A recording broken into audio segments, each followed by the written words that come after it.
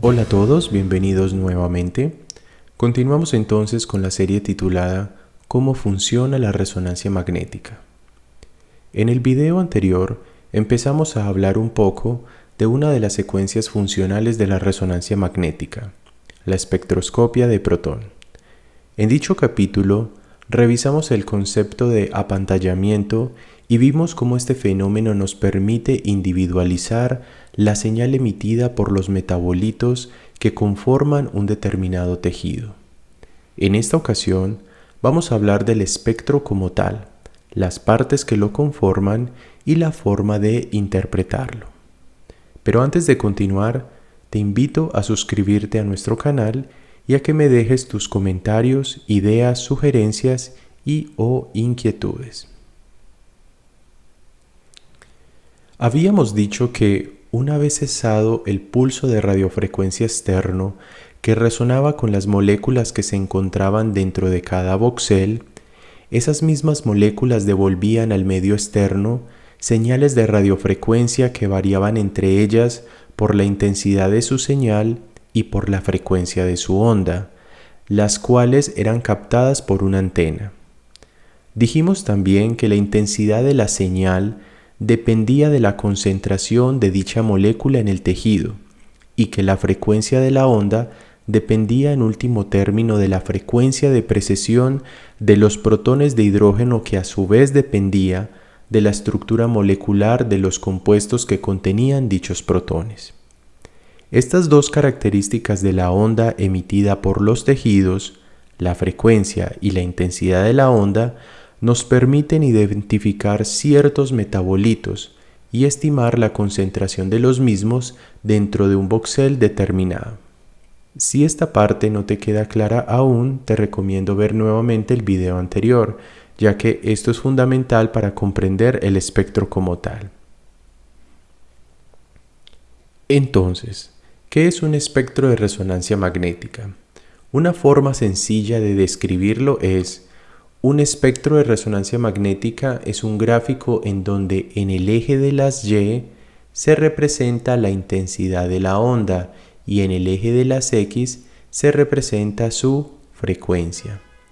Como dijimos antes, la intensidad de la señal depende directamente del número de átomos de hidrógeno dentro de un voxel y por ende de la concentración de la molécula en cada voxel analizado, mientras que la frecuencia nos indica el tipo de molécula.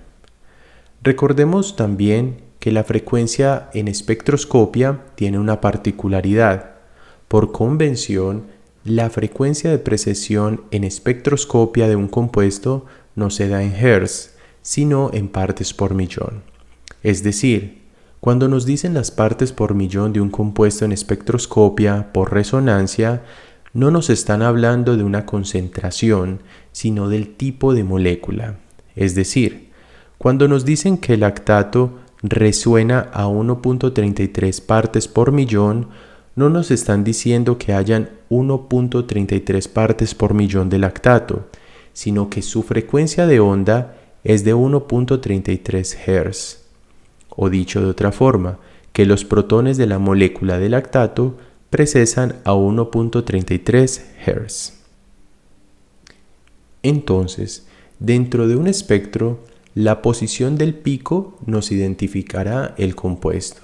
Entonces, dentro del espectro, en el eje de las X representamos las diferentes frecuencias de onda emitidas por los diferentes compuestos que conforman el voxel. En este ejemplo, estamos señalando uno de los picos más prominentes del espectro y la localización de este pico nos va a indicar el compuesto. Este, por ejemplo, corresponde al del N-acetil-aspartato. Y el área bajo la gráfica será proporcional a su concentración.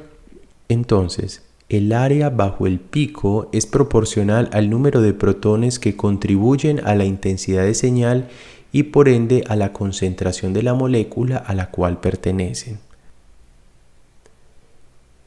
En resumen, la posición del pico nos identificará el tipo de compuesto y el área bajo la gráfica será proporcional a su concentración.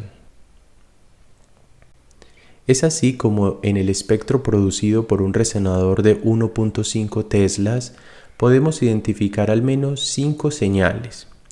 El mioinositol, que resuena a 3.6 partes por millón, la colina, que resuena a 3.2 partes por millón, la creatina, que resuena a 3.03 partes por millón, el N-acetilaspartato, que resuena a 2.01 partes por millón, y la dupleta de lípidos y lactato, que resuena entre 0.9 y 1.33 partes por millón. En este ejemplo tenemos un espectro de un voxel de tejido encefálico normal. Los valores que vemos a la izquierda de la pantalla corresponden al área bajo la curva de cada pico, es decir, de su concentración. Estas no tienen una unidad como tal, como pudiese ser microgramos, milimoles, etc., sino que por ahora se denominan unidades de resonancia. Por ejemplo, la concentración de la colina, que es el que corresponde a este pico del gráfico, es de 6.270 unidades de resonancia. La concentración de la creatina, que corresponde a este pico en el gráfico, es de 4.774 unidades de resonancia. La concentración del N-acetilaspartato, que es el pico más prominente dentro del espectro normal, es de 9.048 unidades de resonancia.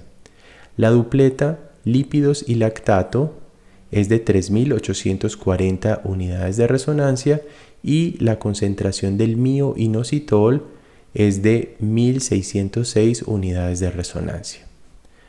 Por ahora, hasta aquí este video. En el próximo capítulo hablaremos de lo que representa cada una de estas moléculas a nivel del sistema nervioso central. Muchas gracias por su atención. Hasta entonces.